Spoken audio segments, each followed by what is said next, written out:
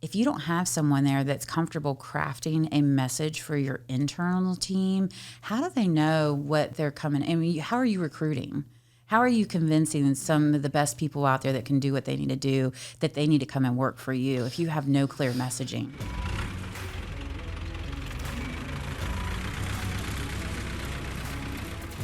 The sound of that tractor means it's time for us to go to work. You're listening to the Give Us the Dirt podcast, powered by Hoopie Grading Company. My name is Brandon, and I am your host.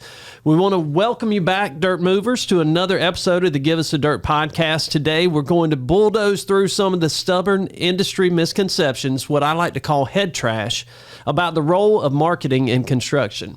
Yes, I said it. We're talking about marketing. Before you switch over or cut this podcast off, I beg you just to hang on for just a few minutes because you're going to want to hear this. Traditionally, our industry has been more about the tangible stuff, the equipment, the materials, the labor. We tend to view marketing and branding as non-essential, maybe even a bit fluffy.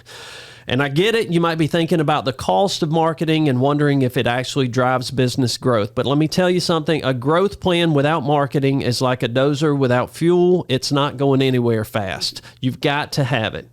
Today, we're throwing out the old playbook and we're welcoming two incredible guests who will help us understand why relying solely on word of mouth, old relationships, or the old adage, our work speaks for itself, might leave you eating dust. Because here's the truth. Branding is way more than just a company logo or a fancy website. It's the whole experience your customers have with your company, from the first hello to the final handshake. So without further ado, let's meet our fantastic guest. First up, we have Miss Caroline Marston, HGC's very own marketing Jedi. Caroline has over 10 years of marketing experience and is about to hit her 5-year mark with HGC. She kicked off her career in the construction industry with Carolina Cat and hasn't looked back since. She's an NC State grad, a newlywed, and a travel enthusiast. Caroline has been the mastermind behind crafting the HGC story and shaping the brand into what it is today. Welcome, Caroline. Thank you. And joining Caroline, we have Danielle Honeycutt, owner and chief creative officer at Shorebird Creative. Danielle's got 20 plus years of marketing under her belt and has built strong brands for some really big names, one of which I am all about, which is Dream on 3, which you know is near and dear to my heart. She's now building her own empire with Shorebird Creative, helping companies find fresh, innovative ways to tell their stories. She's all about understanding a brand's core and delivering standout strategies and events that propel her clients forward. Ladies, welcome to the show. Thanks for having us. Y'all are so nervous right now. We're Why? excited. We're excited. used to being behind the scenes, Brandon, so this is different for us. You know that it's a marketing episode when you show up and the labels are taken off the water bottles. No free advertising in this one. Yep. But I do have to point out, I don't know if you're watching on YouTube, you can see this right now, but this episode is the first time that we have showcased the new HGC High Vis beer. Very exciting. What other construction company has their own beer? Just us. Just us. One of a kind. So Danielle, you designed the label. I had so much fun. Did you come up with the name too? No, I did not come up with a name, but as soon as I was told what the name was, I was like, that's perfect. And then immediately just started getting ideas. And it's really always been a dream come true to design a beer label. So I love it. I love it. Well, we're going to make it a rule from now on. Any guest that comes in here, we're going to give them high vis beer. That's great. We didn't plan well enough today because these are not cold. Otherwise, we'd be having them right now. But got a couple. So this episode is brought to you by High Vis beer. Awesome. Available in stores. Never. Exclusive to HGC. Pretty cool stuff.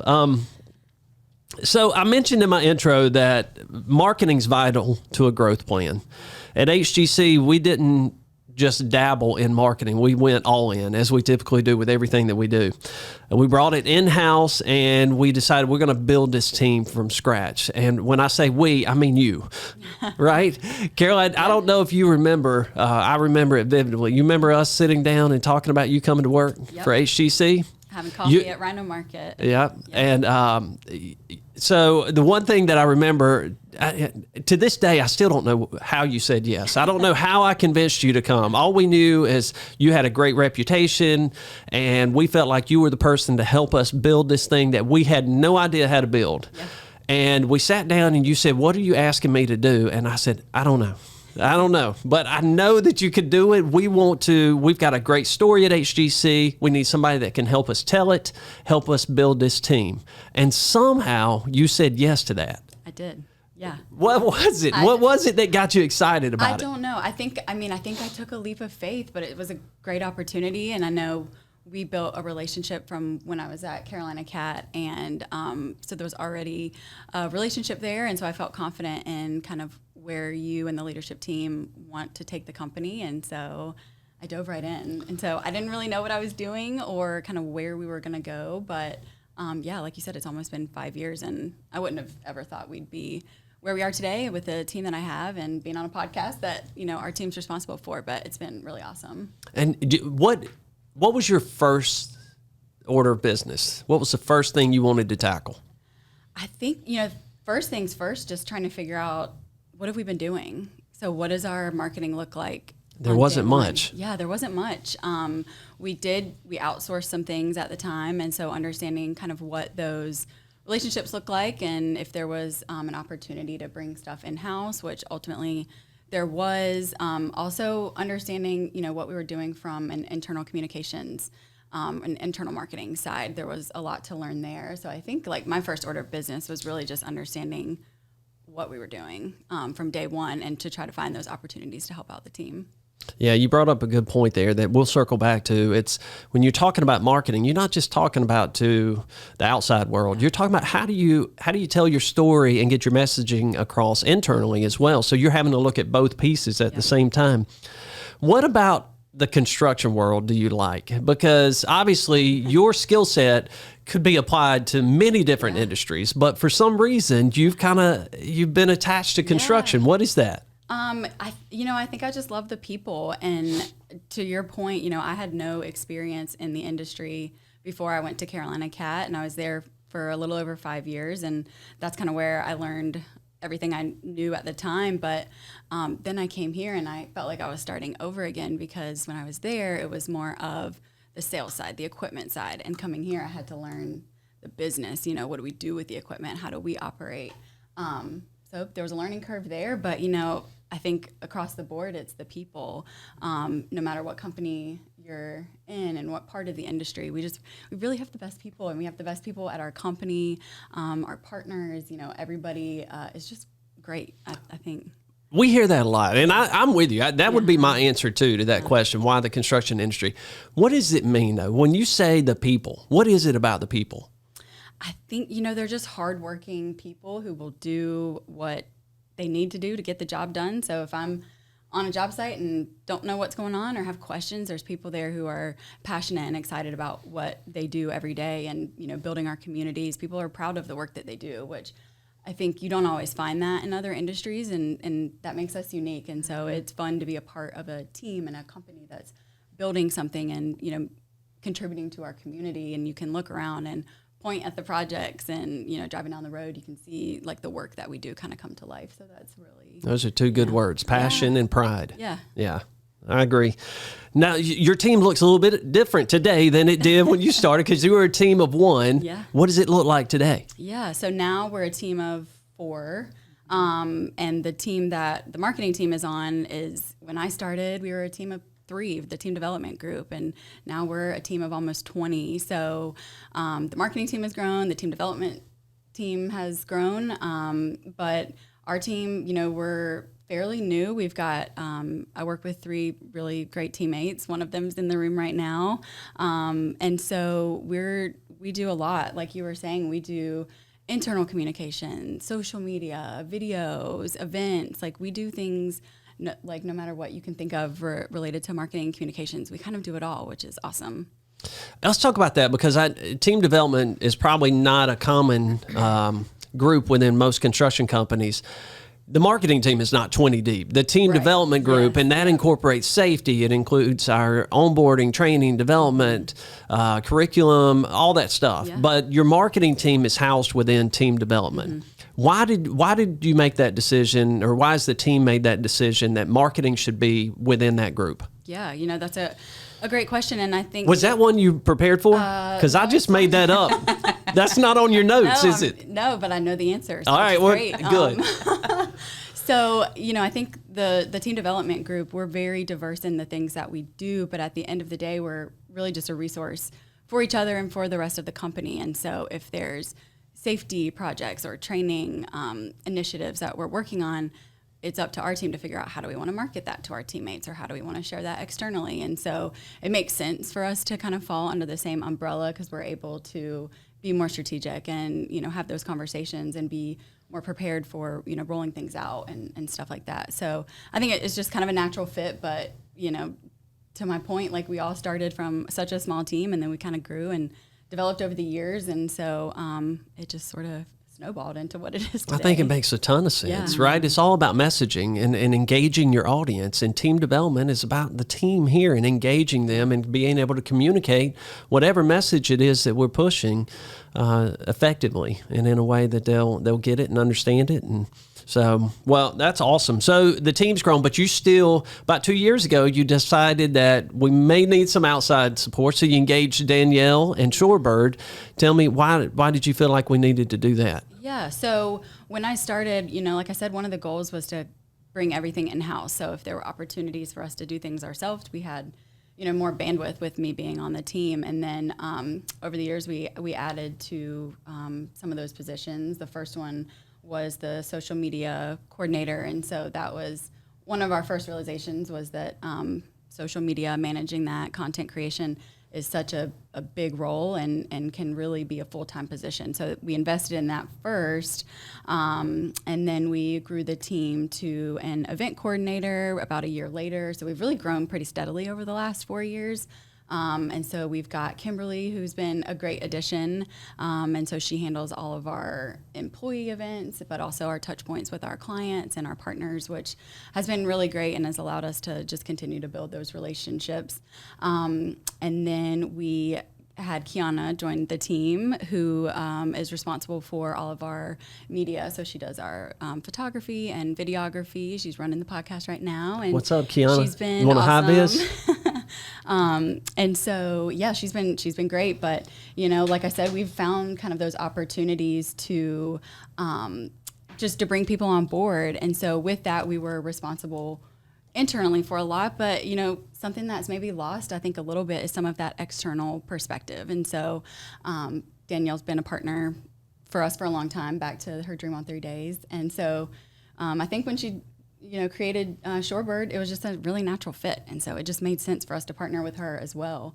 And she's been a great resource and a friend and a mentor. Yeah, so it's been really great working with her in that kind of capacity. Danielle, it is interesting. You probably got a little bit more guidance from Caroline than we gave Caroline when we brought her on. But what is it about the construction industry that you like, and the reason you said, yeah, I want to be a part of it? So this is my, working with HEC is my first experience in the construction industry. I didn't know a dozer from a roller or anything else, and so. Do you now? Yes, Okay. I could pick one out maybe. Point to the dozer behind you.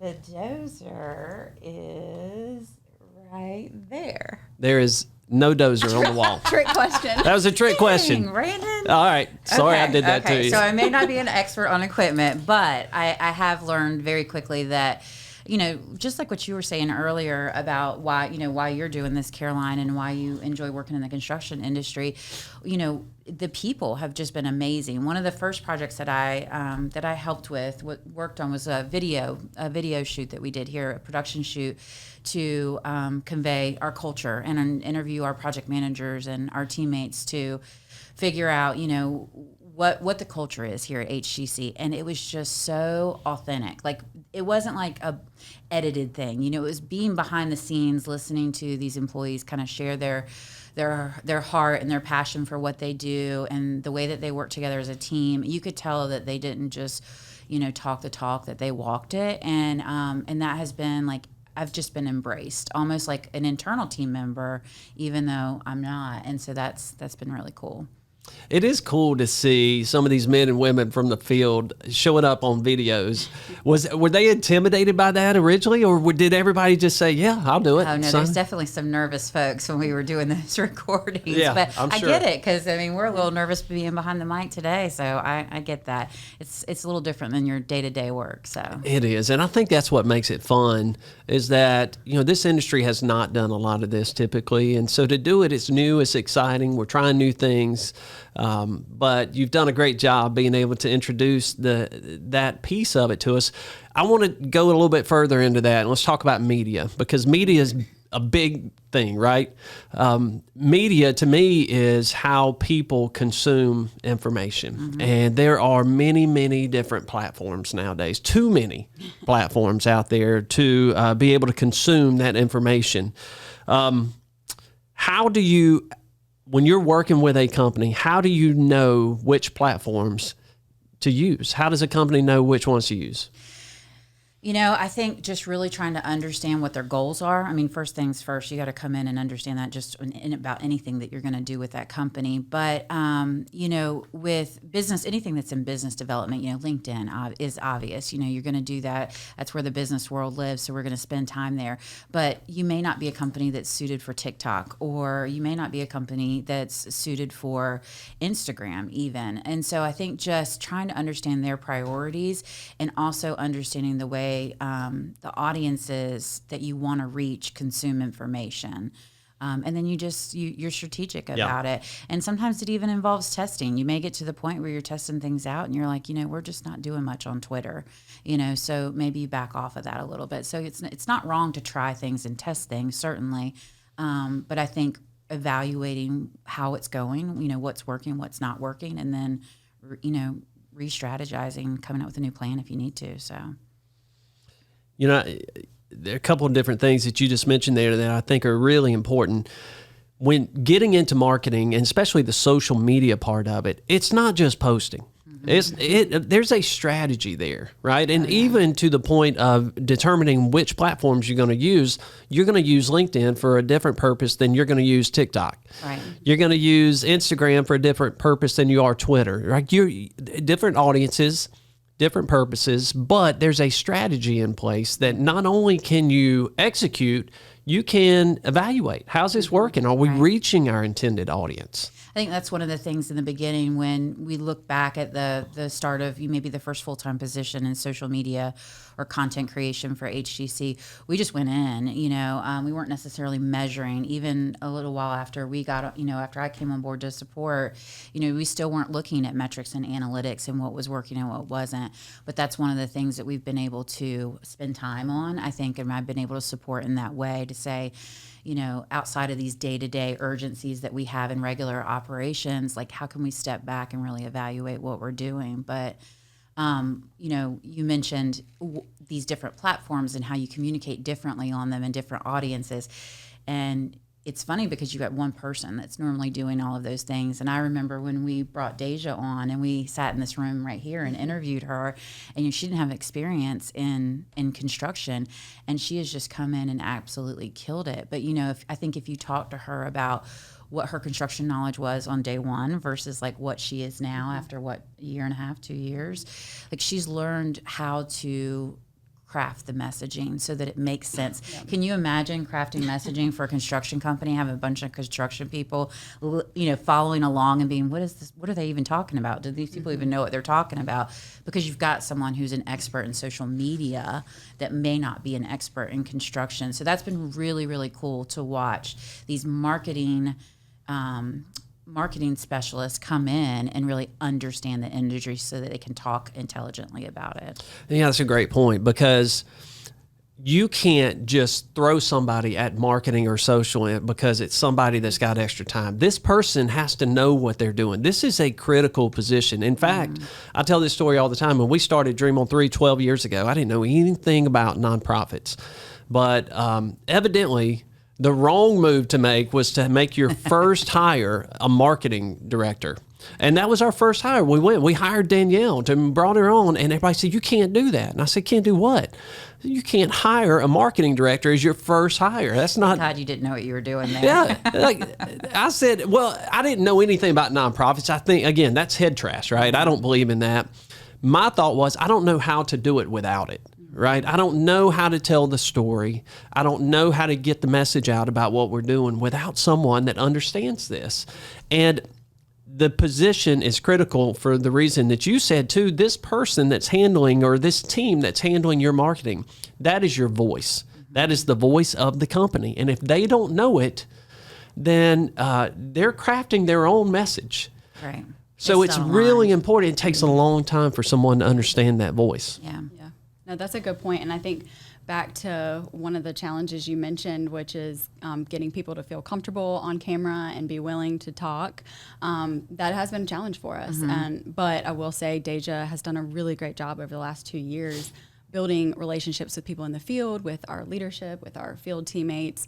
And so now when she comes onto a job site, they know what to expect. And so I think that's been really important for her and just for the marketing team to just continue to build those relationships and gain the trust of the people, and especially in the field, because they see her coming and they're running the other direction. When they get excited about following the content too. I mean, everyone's following the channels and they're seeing themselves, they're seeing the pictures, they're keeping up with it. Yeah. So she's done a great job. Well, let me ask you this, Caroline. You manage that marketing budget. How do you determine where you invest money and how do you prioritize the spend on the marketing side? Because a lot of people that are listening to the podcast are probably thinking, I don't know where to spend the money, right? First off, I don't have a marketing budget sitting over there that is, that I can just go and access. But if I did want to set some money aside, how do you prioritize where you spend it? Yeah, that's a great question. I think understanding the priorities and the goals of the business and what, messaging we're trying to drive or what platforms we want to be on. I will say that, digital marketing, social media marketing, they can be pretty inexpensive. Yeah, that's what I was thinking. Yeah, you can get a lot of value for not a lot of money. So that's been great. So your primary investment, I think, at this point in the way that the structure is set up for HCC's marketing is in the people. They brought on experts to help with that, and I think the biggest advantage I think we've seen probably is with the addition of Kiana and of a video media. So Kiana came on as an intern to see exactly, if she liked what she was doing, if she wanted to work in the construction industry, she knew she was great at media and that's the field she wanted to be in. But having her come and kind of immerse herself here and show us what she could do and us show her what this is like, it's been such a huge advantage to have her on the team, because a lot of those expenses that we were, those places we were spending were more in like post-production or, things like that. And she's able to do that stuff internally, and we sit close to those timelines and everything. But for public consumption and kind of growing your audience digitally, I mean, those are pretty affordable ways to do that. You don't have to spend a ton of money to get the right audience. Right. If someone decides we're not going to make an investment in marketing, we're going to focus on equipment, materials, labor, the work part of it, we're not going to invest in marketing right now, where does that show up? I think it eventually will show up in new business. New business. And I think in a way too, like back to what you were saying about internal messaging, if you don't have someone there that's comfortable crafting a message for your internal team, how do they know what they're coming? I mean, how are you recruiting? How are you convincing some of the best people out there that can do what they need to do, that they need to come and work for you if you have no clear messaging? Yeah, it's hard to create culture if you don't have a way to get that message 100%. out. And that, it's funny because when we look at what HCC is putting out as far as content goes, I would say 60% of it always comes back to culture. It always comes back to why this is a great place to work and why HCC is the best. And that then, trickles into client experience too. But it's always culture. And I think that's been pretty cool to see. Yeah, no, I agree. And I think, your presence and your just how you people can find you online. I mean, that's so important these days. I know, everybody knows that, but to be able to invest in, how you show up through your marketing is really important. It's consistent. It's professional. It's how you want to be represented as a company, how you want your employees to feel, how you want your clients to perceive you. It's all part of it. So yeah, I think that's really important. That's a great point, Caroline. That's before you ever get a chance to open your mouth and tell someone about your company, they've gone to your website, they've checked out your social media, they have done their homework before you ever get a chance to give them your 30-second commercial. Yeah. Yeah, I know one kind of story that sticks out is we had somebody move him and his family from California to Charlotte to work for us because he saw some of our recruiting posts on social media, which was just so cool to hear. It's like you are doing something, people are watching, it's making a difference. And so to have him make that investment in our company was really awesome to see. I know Deja was very proud of that, so cool. But it's a fun story. So you talk about the reach of the marketing. Yes, it's always wild to me to see how far some of this stuff can go, and then which things get picked up, which things start to trend, and all that. The one that blows my mind is y'all have, through your marketing magic, somehow convinced people to listen to this podcast. Yeah, worldwide. That's how you know that y'all are good at what you do. Worldwide, yeah. Let's talk about the podcast. All right, so as much as I've tried to get you to find another host on this thing, y'all are convinced that we're still doing something right here. What has the podcast done? Why have we stuck with it? What are your thoughts on the podcast? Yeah, so, originally the podcast was kind of born out of COVID and wanting to be able to connect with people and find something unique for people to be able to tell their stories. And so it was just a crazy idea, and we had no idea what we were going to do or how to do it. And so it's been a fun journey over the last 3 years or so to figure out how to run a podcast.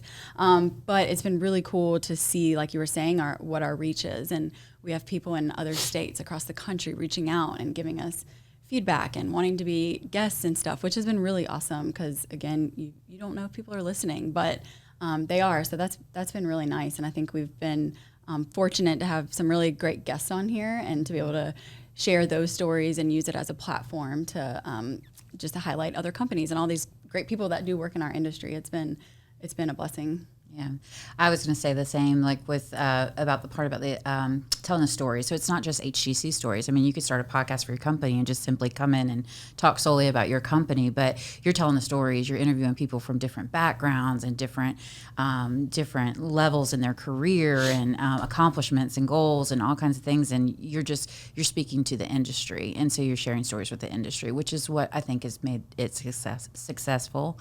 But it's definitely been something that we've had to figure out how to do it along the way. And I think, we met with, not too long ago, we met with somebody who does this pretty much like full time. And we were like, this is what we're doing. We started telling him all these things that we've been doing. And, we didn't know if it was right or wrong, but he was like, yeah, that's exactly what you need to be doing. So it's like, okay, yay. Yeah. We did manage to figure a few things out even on our own, but it's been a fun journey for sure.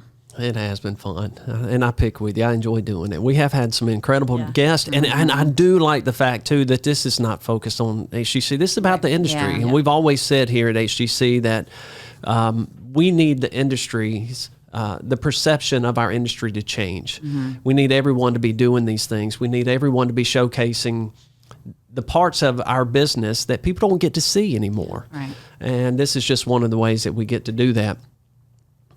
You keep talking about, that there's no blueprint for what we're doing. There was no blueprint when you came on. Some of this stuff, we're just testing, we're just trying, and then we repeat and we evaluate.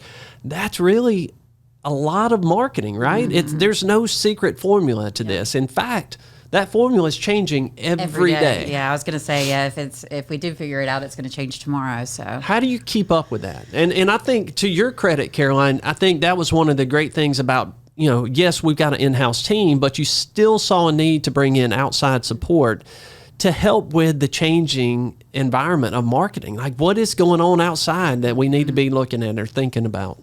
You got to constantly watch trends and figure out what's happening out there, what's working and what's not. I think us doing more actual understanding our metrics and our analytics. For the podcast, for example, we recently did a survey, and we weren't sure how that was going to go. Are we going to get any feedback? And we were so excited because we had such a great response to the survey for the podcast. But man, just being able to read through those reviews and hear people's thoughts and suggestions, it really did help us shape even, this episode that we're doing right now. I mean, one of the biggest things we got back from that was that people want to hear about how you're doing certain specific things within the construction industry. So it doesn't need to be all about moving dirt, but why is marketing important, or why is having a nurse on the team, how is it helping your team members and employees? And so people are wanting to listen to those things. We hear it when we go out and about, and they're telling us, yeah, this is great. This is a great tool for us. It's a great resource. I mean, it's helping shape their decision-making within their own companies, I think. And that's been really cool. Yeah.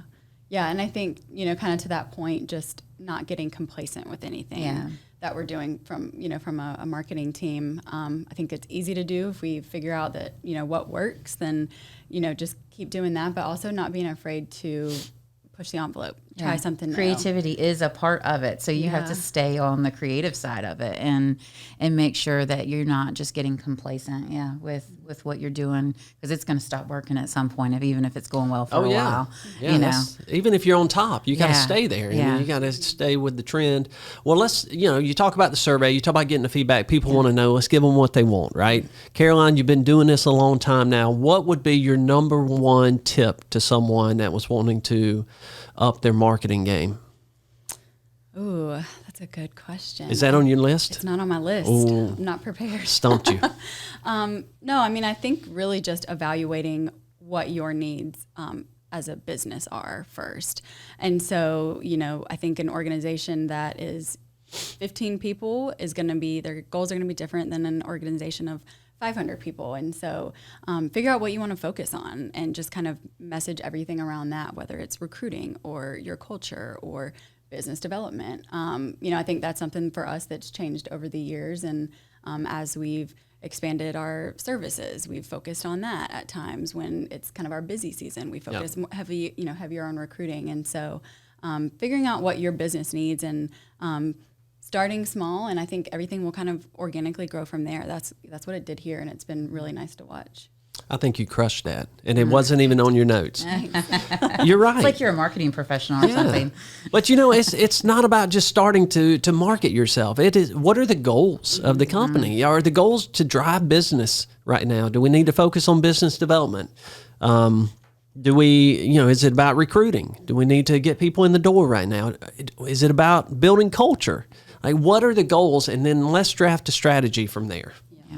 Yeah, and we've had to reevaluate, as a marketing team. Every person we've brought on the team, as we've grown, we've had to reevaluate how we work together and what we can offer. And, every year we kind of look back at our vision and our strategy and reset. And as we accomplish things, then we, just keep pushing forward. And what do we want to do next? What do we want to try? Where do we want to focus? You don't have to accomplish it all overnight either. So, it seems like such a big thing, we've got to get all this marketing done. We have to make dents in recruitment and culture and business development, all these places. But really, it's just starting small and, taking on these tasks or these goals one by one. And eventually you're going to be in a better place than if you didn't focus on it. So that's good advice. What about, Danielle, what about those companies that are sitting here thinking, we don't have any content right now? I don't have videos. I don't have pictures. So funny you should ask that, Brandon, because I asked our social media person this earlier today. I said, Deja, what do you tell people that say they don't have content? And she said, you just ain't doing it right. That's the answer. You just ain't doing it right. You've got content. You do have content. You have employee testimonials. You have culture stories. You've got project updates. You have job completion things. There's all kinds of content you can pull from. So I think that's where the value of having marketing professionals come in, because what you're looking at as a job and what you're looking at as a project or something to execute as far as operation goes, you put a marketing person in there and you say all the same things that you're saying in a regular team meeting about this work that's being done. And they're not thinking about it from that perspective. They're thinking content, and they're going to tell you how to shape that content, turn it into something. So it's there. It's absolutely there. You just got to have an eye for it. You got to have somebody who's looking at it from a different perspective. So, All right. Where would you tell someone to start? I would say come to Shorebird Creative. Would you? Oh, yeah. There we go. And Sponsored by. Set me up, No, where would they start? I think, it's back to what Caroline said. It's understanding what your goals are and where your opportunities are, and then you figuring out from there what kind of content. I mean, you do need content. So I think I would probably lean on that as being a place of focus. Is it doesn't have to be. You don't have to have a professional company. You can do a lot with authentic cell phone capture, So I think just figuring out how you can start getting the visuals that you need to tell the story, the assets that are needed, and then once you get somebody that can take all that and run with it, you've got what you need. So, Love it. And before you know it, you'll be making your own beer. Before you know it, you'll get to have your design own a beer brand. Label. Yeah. Have a beer. Thank y'all so much. This has been fun. Actually, I feel way more comfortable talking about this stuff than I do moving dirt sometimes. But it is a critical part of what we do, and an important part of being able to tell our story, to get people to understand how incredible our industry really is, to recruit people into the business and to build culture. So thank you so much for all that you do to help us, Hoopah, to be able to do all of those things. You do a fantastic job of it. All right, now you get to plug. Come on. No, I'm gonna give it to you. He was setting me up there. I'm gonna give it to you. How does someone get in touch with Shorebird? They can reach out to Caroline and get my contact info. They can follow me on Instagram. Reach me there. What's your Instagram? Or LinkedIn. What is that? At Shorebird Creative. Shorebird Creative. Yeah. Okay. Thanks, B, for the plug. I appreciate it. All right. Well, get ready. Get ready. Business is about to. If anyone listens to this episode all the way through, then I might hear from them. That sounds good. Well, thank y'all so much for coming in the studio today. You did a great job. You didn't even look at your notes once. I know, not once. No. I'm so proud. I'm so impressed. We'll have to get you back in. Would you come back? Yeah. All right. Part 2. Awesome. Coming soon. All right. Thank y'all. If you like listening to the Give Us the Dirt podcast, we want you to hit the like button and subscribe for more great content.